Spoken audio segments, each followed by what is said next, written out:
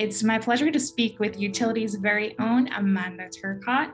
She has been with the Utility family for almost 10 years. Ms. Tirkot joined as a software engineer in 2012 and quickly climbed the ranks and is currently our senior software architect.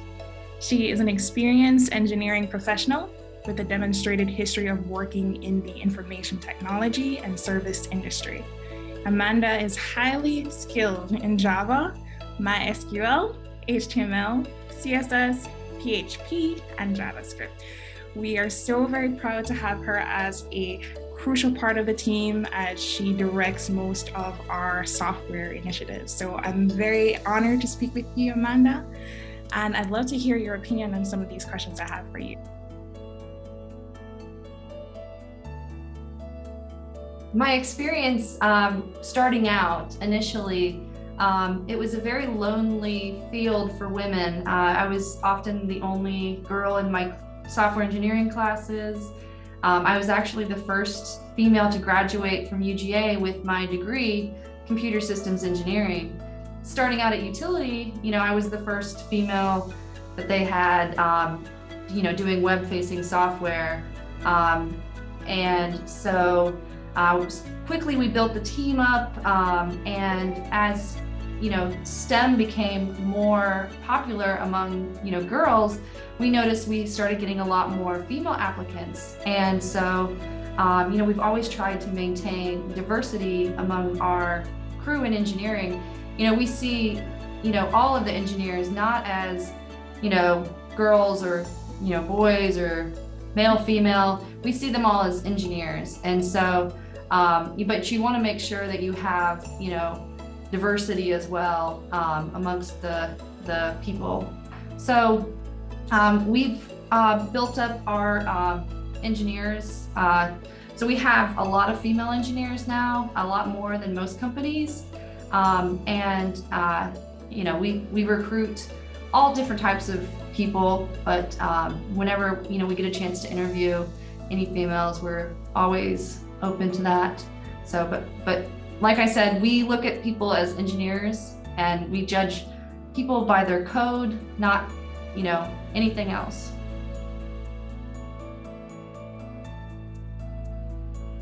I offer a different management style than others.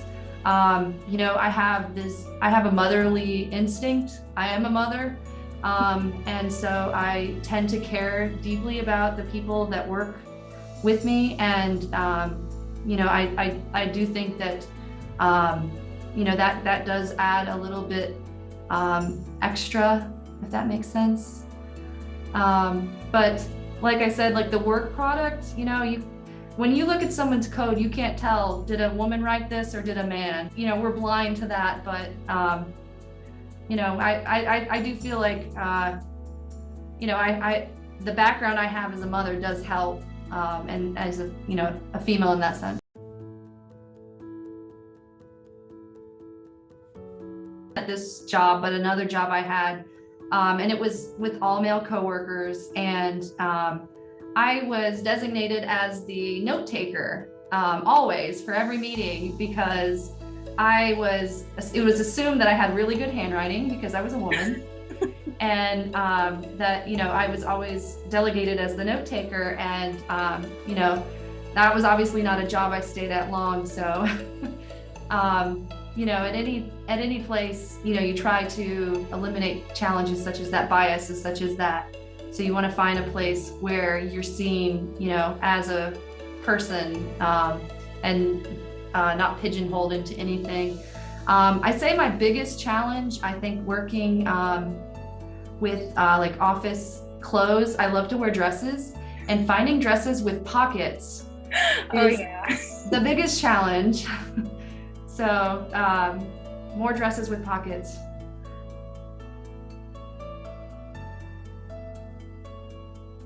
Representation matters. When I was growing up, I did not see this career as a career that was for women. And I didn't, nobody told me that. It was just that I never saw a woman doing, computer engineering. My father worked in a career that involved technology and electronics, and all of his coworkers were male. So I assumed, that was a male dominated area, and it was not something that was even in the realm of possibility. Nobody on TV was ever a female, programmer or hacker in any of the movies, up until, the late 90s. So I think it matters to show that in media, and I think it matters to show, girls, young girls, that, they can code. And I think that there's been a lot of movement within the last, decade to do that and to introduce STEM early and, show girls that, they can code too, and make it more fun for everyone, make it more inclusive for everyone, so that they can, everyone can see themselves doing it.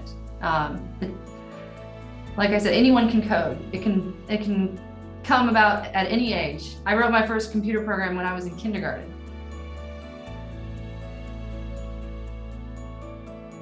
I didn't have any female mentors, but I did have a feminist mentor. So Simon Araya, he's the CTO. He is a firm feminist. He believes women and men are equal, and he always sees, me as a person, and doesn't have any bias against women, or he believes people can do the same thing. Women can do the same thing as men, and I've been very thankful to have him as my mentor.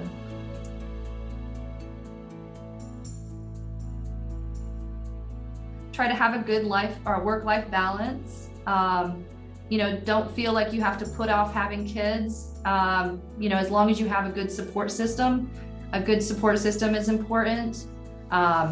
With the age of working from home being more prevalent and accepted, it's getting easier than ever to be able to have your cake and eat it too, have that family and be able to have your career too. I guess the same advice I would give, anyone starting off is to just try your hardest. Don't be afraid to fail, and don't get overcome, thinking that you don't belong there, because, you do. And if you really feel like you don't, fake it till you make it.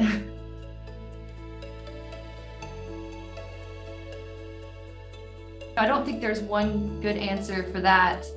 I think we all as a society have to, acknowledge that, women belong everywhere. There's not any place, I feel, as a feminist, that, women shouldn't inherently be able to work any positions. So I think that it matters that you have good, diverse workforces, that you have female leaders, that you have females throughout all of your workforce.